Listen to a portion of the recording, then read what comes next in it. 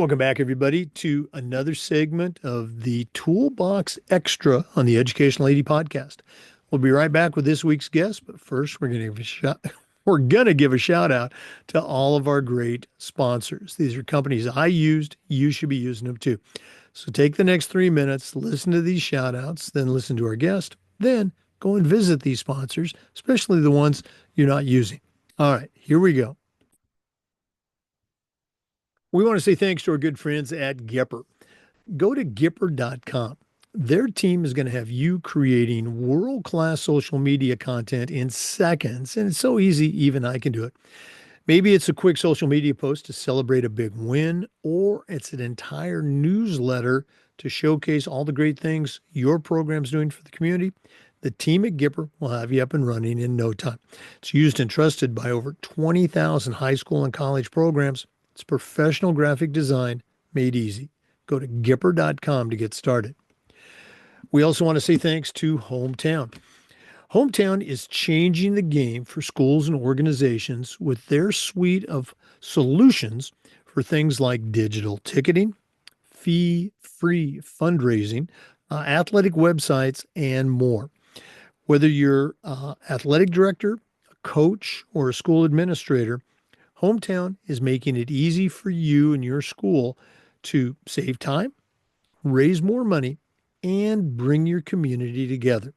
You can learn more at hometown.com. Don't forget to mention the podcast, hometown.com.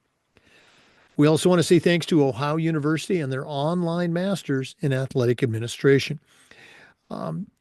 There's a lot of programs out there where you can get your master's. At the Ohio program, you're not only going to get a top quality education, you're also going to complete 11 NIAAA leadership training courses at no extra charge. It's Ohio University's online masters in athletic administration. We want to thank Sideline Interactive, indoor score tables and video boards.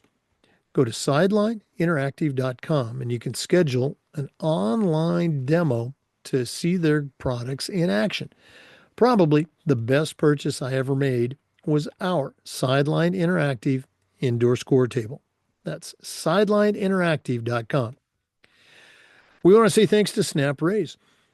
Have you ever spent weeks and weeks with a fundraiser and been disappointed in the results?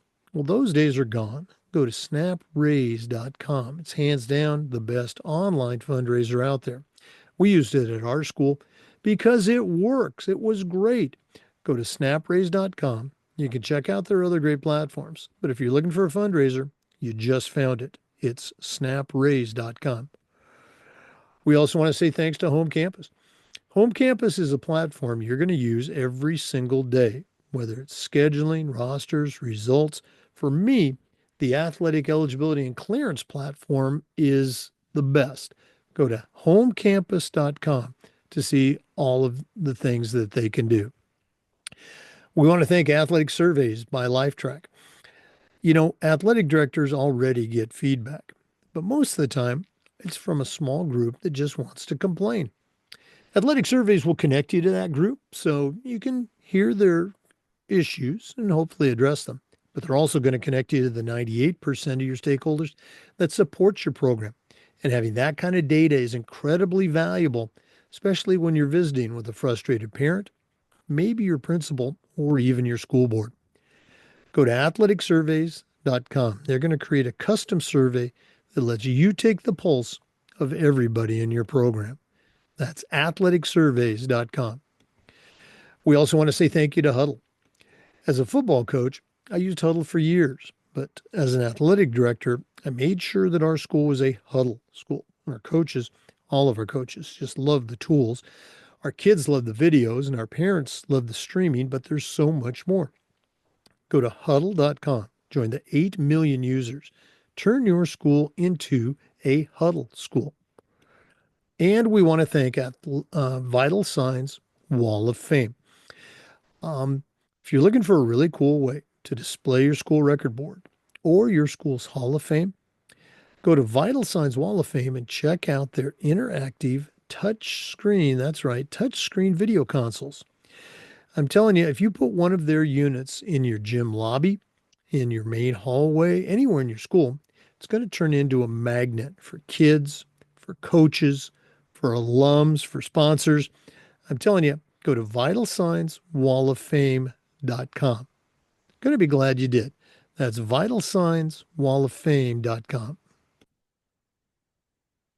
Welcome back, everybody, to the Educational AD podcast and a series that we like to call the Toolbox Extra. We've got a friend of the show back with us for her second round. Regular listeners of the podcast will certainly recognize the name, Stephanie Splater.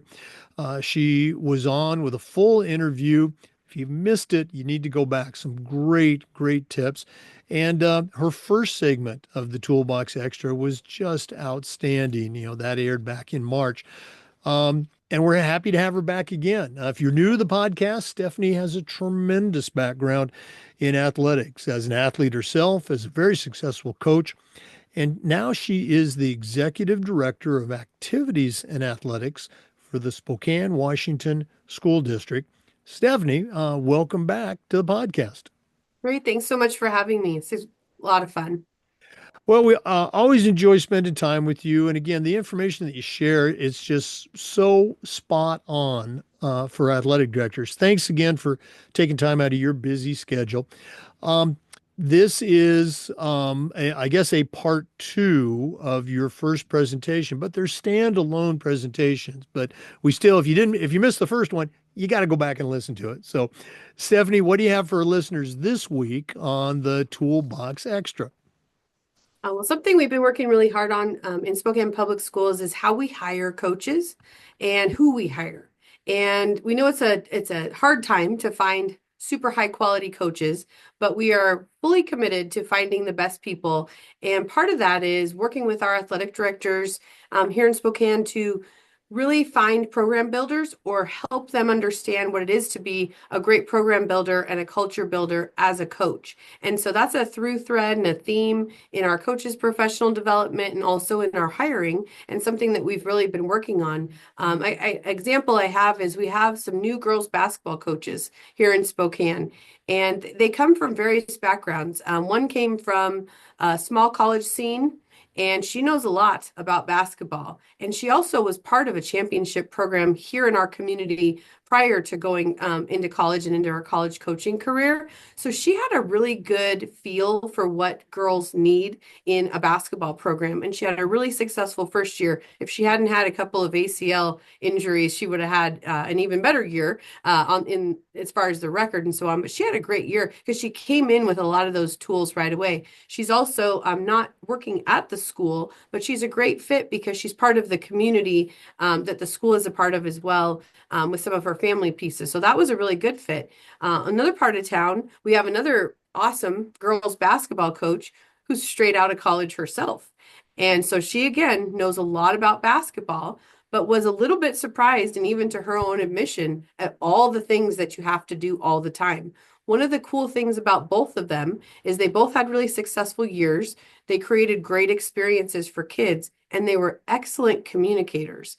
On any given day, I would know what those programs are doing because I'd see it on Instagram. I'd see it on Facebook. I knew on the website it was always updated with current information for their schools. And I thought these two know what they're doing when it comes to communication. And that's something that we're really striving to become a part and an expectation of all of our coaches in Spokane Public Schools, because we want them to be program builders who are creating this great experience for kids all the time.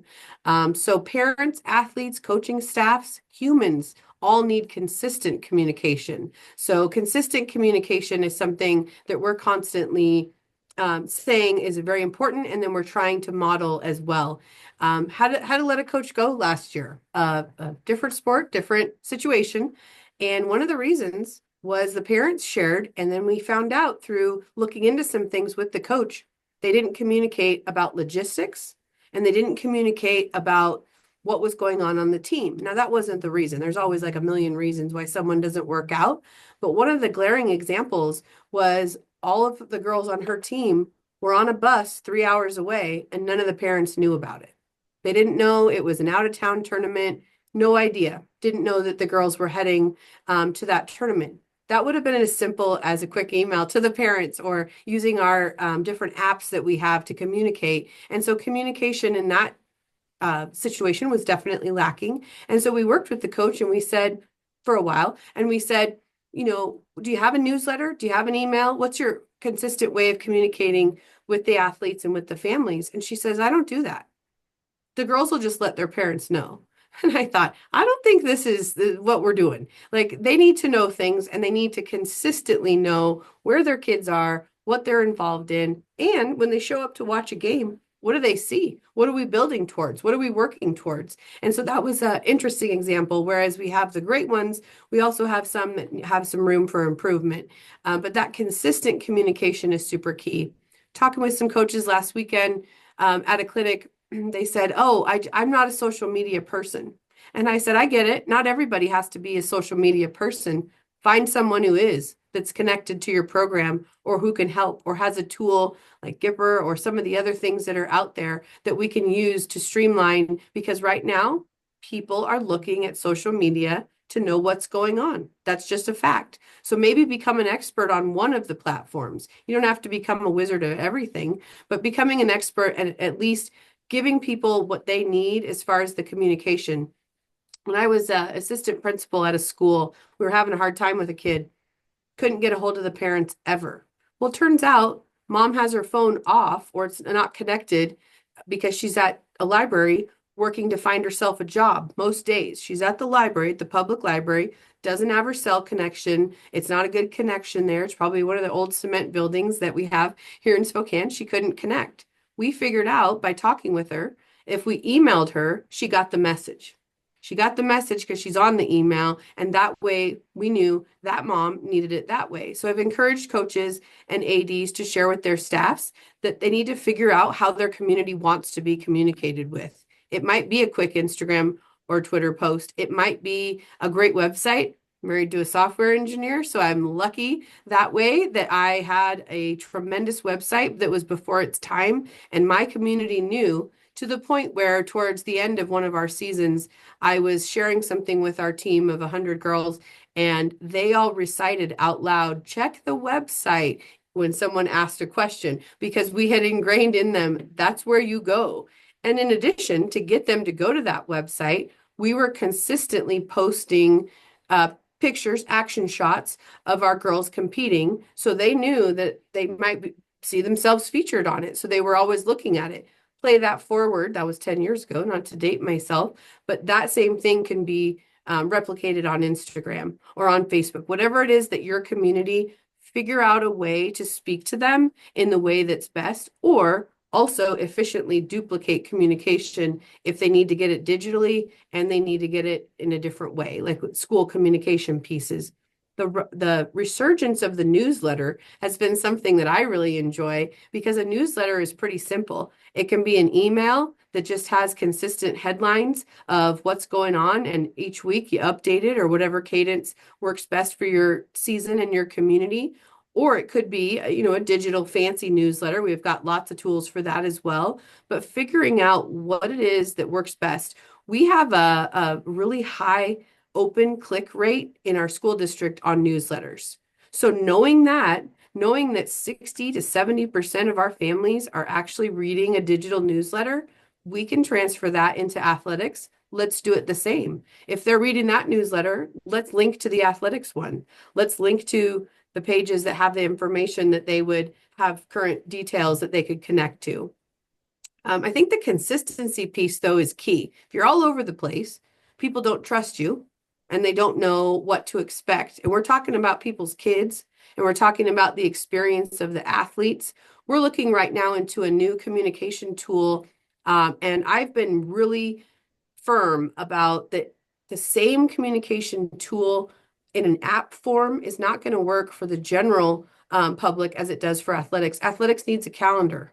Athletics needs real-time updates to let someone know if a bus is late. It's just a part of a discussion today where we have 3 middle school games going on, but a school is in lockdown and they're delayed getting out of school, and they can't get on the bus to go to their game. They can't just leave that emergency situation. So we need a way to quickly communicate with just the people who would be getting on the bus, not the 600 people who go to that school. And so looking for the apps that make sense for the communication that teams need is super important. And so we're still looking into that. But one of the things that has become important is that calendar function. That's our top priority when we're looking for what do families want to know? They want to know what's coming up. They want to know when their kids are on a bus 3 hours away for a tournament. They need to know consistently what's happening.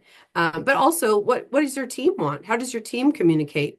We try not to have coaches texting kids just because personal text on personal devices comes up in about every personnel meeting I've ever been in.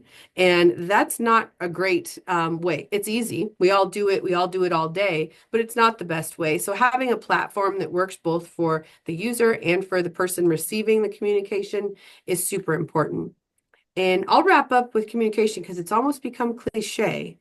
Communication is important. I think sometimes people think that means meeting with parents all the time and griping about playing time. Like, that's not exactly what it means, because I think a successful communicator is one that gets to choose when they have the communication with the parents. So if the parents know everything, you're not having to have those tough conversations because they're understanding. Now, sure, they'll pop up and have a concern every now and then, but it'll be a whole lot less if you're communicating ahead of time. I always say too, you can tell when a program is on the rise or has been built to the level of traditional success when on any given day, you can take a look into their communication and immediately sense where the team and the program is at because of how streamlined and how clear it is as far as their communication. We have a really good boys basketball team this year, and they had a playoff game that was out of town, but we had a lot of people going to it. And the game got changed, I'd say the same day, if not 24 hours, it got changed, a time change, 2 hour time change, which was a huge change because we had people traveling there. So through different platforms, our school district platform, Instagram, they have a great Instagram, that program, and some other things, we were able to communicate to the community that there was a change, a logistical change.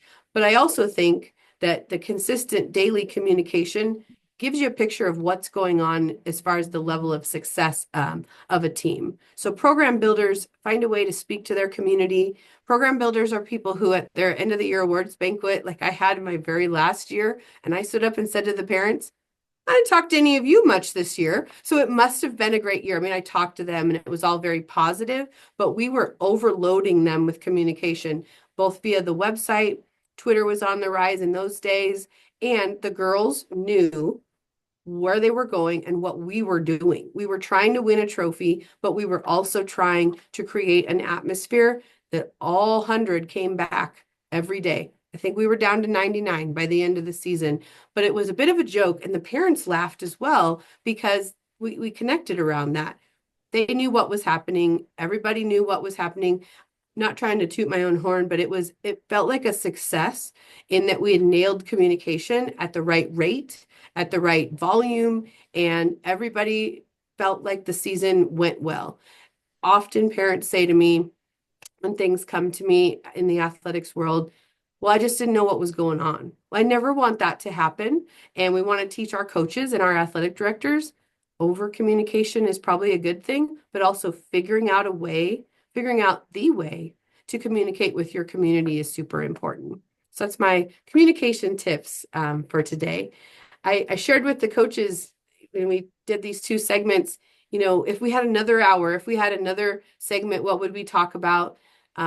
Advice to them, and after you've nailed communication and you've built this program into a great place where they feel a sense of belonging and they know the sport and they're all experts, continue to seek feedback, reflect on your performances, reflect on your communication, explore new techniques. Had someone the other day just tell me, well, our teams they don't really use Instagram, but we might as well try because right now in Spokane schools, we have great cheerleading teams. They all use Instagram really effectively and it's working. So try something new, set some personal goals, and then reimagine and adapt to the times. I've mentioned my website, and websites are great. We still love a website, but we all don't have software website creators at our houses.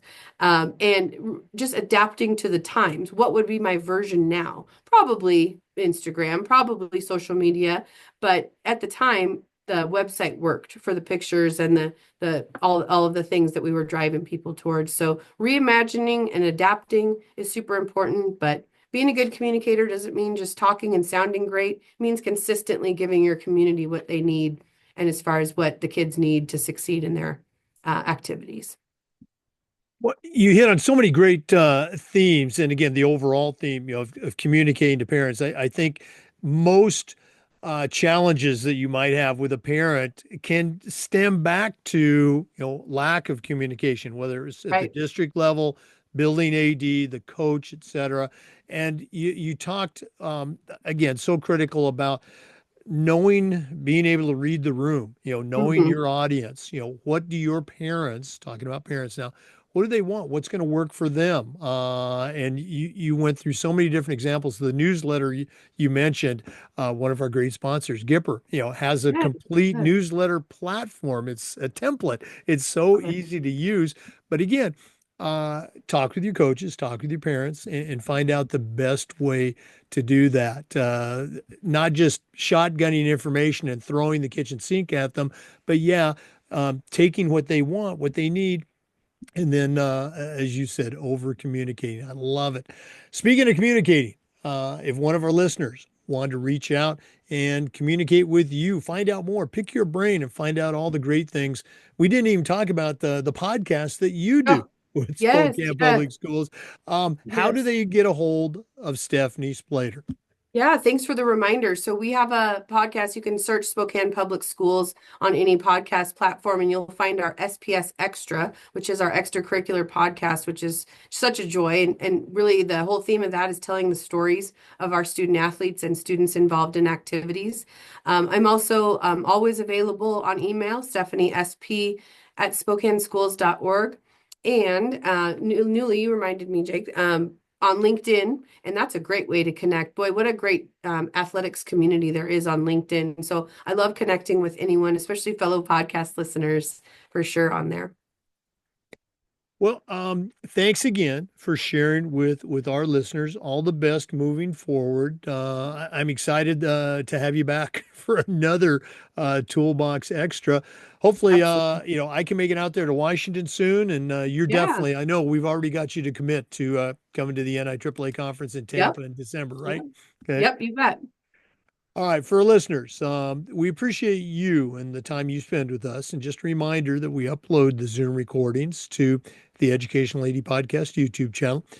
We do this segment every week and just about every day. We try to share best practices and stories from the world of education-based athletics.